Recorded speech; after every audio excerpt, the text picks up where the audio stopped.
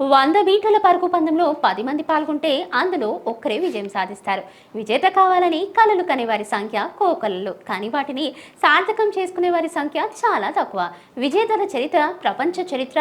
విజేతలుగా నిలవాలని ప్రతి ఒక్కరూ అనుకుంటారు. విజేతలుగా నిలిచిన వారి లక్షణాలు ఇంచుమించుగా ఒకేలా ఉంటాయి.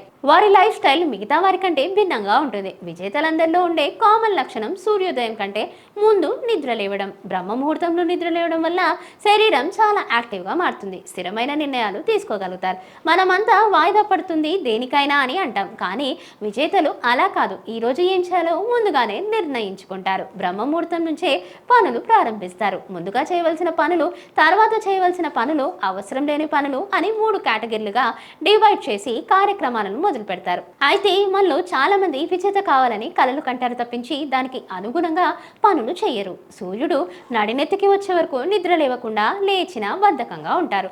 బద్ధకస్తులు అస్సలు జీవితంలో విజయం సాధించలేరని నిపుణులు చెప్తున్నారు.